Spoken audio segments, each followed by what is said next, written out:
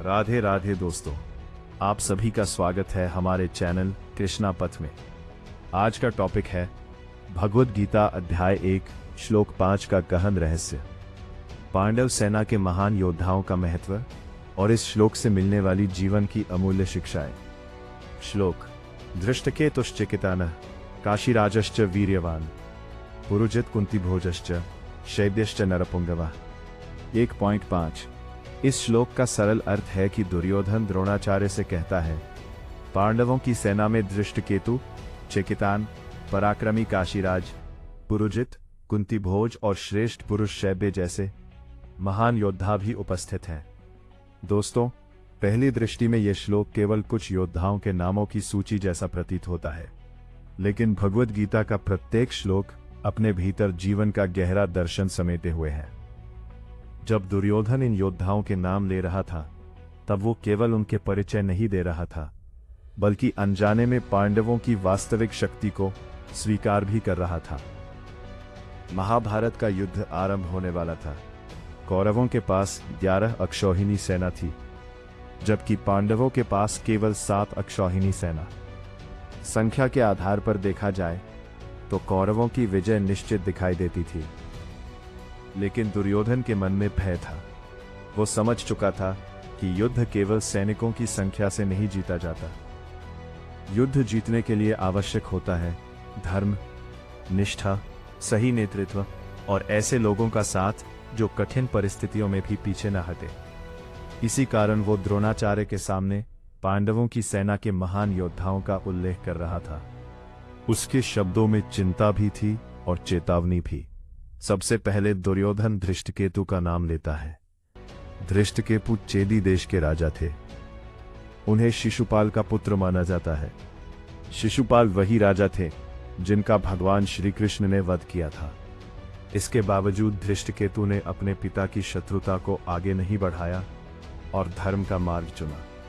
उन्होंने पांडवों का साथ दिया। दोस्तों, यह घटना हमें बहुत बड़ी सीख देती है। अक्सर लोग अपने पारिवारिक, सामाजिक या परिस्थितियों का हवाला देकर गलत कार्यों को उचित ठहराने का प्रयास करते हैं, लेकिन धृष्टकेतु हमें सिखाते हैं कि व्यक्ति का भविष्य उसके जन्म से नहीं, बल्कि उसके निर्णयों से निर्धारित होता है। यदि हम चाहें तो अपने अतीत की गलतियों से ऊपर उठकर सत्य और धर्म का मार्ग चुन सकते हैं। इसके बाद श्लोक में चकितान का नाम आता है। चकितान यादव वंश के महान योद्धा थे। वे अपनी वीरता, बुद्धिमत्ता और दृढ़ निष्ठा के लिए प्रसिद्ध थे। उन्होंने धर्म के पक्ष में खड़े होने का साहस दिखाया। आज के समय में बहुत से लोग सत्य को जानते हुए भी उसका समर्थन नहीं करते, क्योंकि उन्हें समाज, आलोचना या असफलता का डर होता है। चकितान हमें सिखाते हैं कि सही बात जानना पर्याप्त नहीं है, सही बात के लिए खड़े होना भी आवश्यक है। फिर दुर्योधन काशीराज का उल्लेख करता है और उन्हें वीर्यवान अर्थात अत्यंत पराक्रमी कहता है। काशी के राजा अपनी शक्ति, नेतृत्व क्षमता और प्रभाव के लिए प्रसिद्ध थे। दोस्तों, शक्ति स्वयं में ना अच्छी होती है और ना बुरी। शक्ति का मूल्य इस बात से तय होता है कि उसका उपयोग किस उद्देश्य के लिए किया जा रहा है। यदि शक्ति का प्रयोग दूसरों के कल्याण के लिए हो तो वह धर्म बन जाती है, लेकिन यदि वही शक्ति अहंकार और स्वार्थ की सेवा करने लगे तो विनाश का कारण बन जाती है।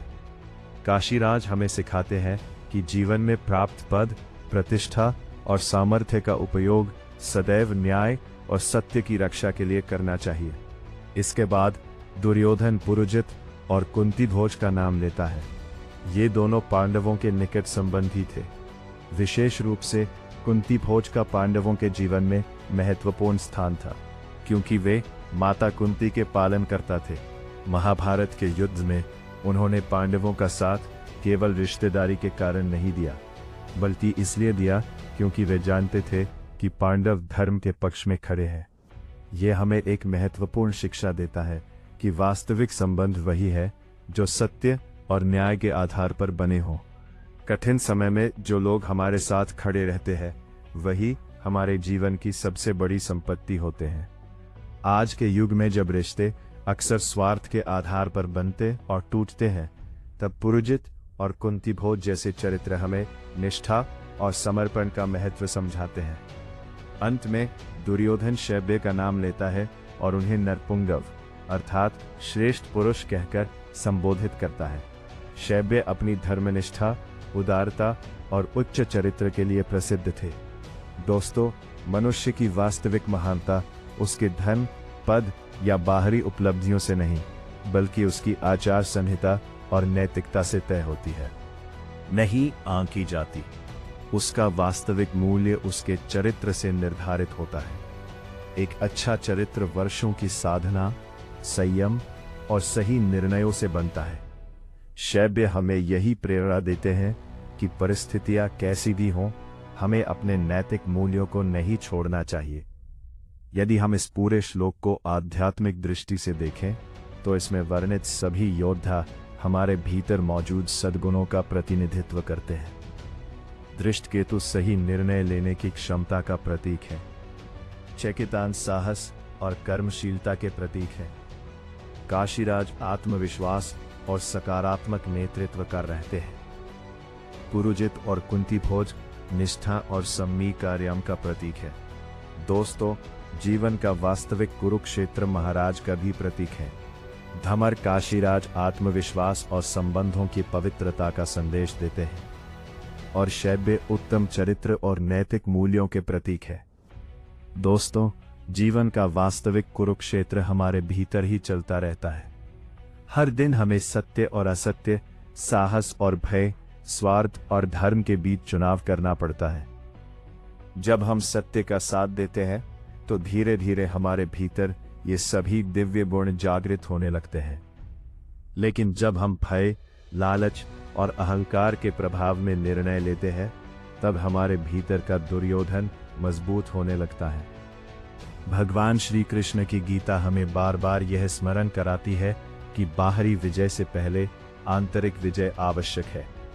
यदि हम अपने भीतर के भय पर विजय प्राप्त कर लें, अपने चरित्र को मजबूत बना लें और धर्म के मार्ग पर दृढ़ रहना सीख लें, तो जीवन की कोई भी चुनौती हमें पराजित नहीं कर सकती। दोस्तों, इस श्लोक से हमें 5 महान शिक्षाएं प्राप्त होती हैं। पहली, हमारा जन्म नहीं बल्कि हमारे निर्णय हमारे भविष्य का निर्माण करते हैं। दूसरी, सत्य का साथ देने के लिए साहस आवश्यक है। तीसरी, शक्ति का उपयोग सदैव धर्म की रक्षा के लिए होना चाहिए। चौथी, कठिन समय में साथ देने वाले लोग ही हमारे असली साथी होते हैं, हमारे सच्चे साथी होते हैं। और पांचवी, चरित्र ही मनुष्य की सबसे बड़ी पूंजी है। यही कारण है कि भगवद गीता का ये 5वां श्लोक केवल योद्धाओं का परिचय नहीं है, बल्कि जीवन के लिए आवश्यक गुणों का एक दिव्य संदेश भी है। यदि हम इन शिक्षाओं को अपने जीवन में उतार लें, तो हम भी अपने जीवन के कुरुक्षेत्र में विजय प्राप्त कर सकते हैं और एक अर्थपूर्ण, धर्ममय और प्रेरणादायक जीवन जी सकते हैं। अगर आपको ये वीडियो पसंद आई हो, तो वीडियो को लाइक ज़रूर करें, अपने मित्रों और परिवार के साथ शेयर करें और श्री कृष्ण के दिव्य ज्ञान को सरल हिंदी में समझने के लिए कृष्णा पाथ को सब्सक्राइब करना ना भूलें।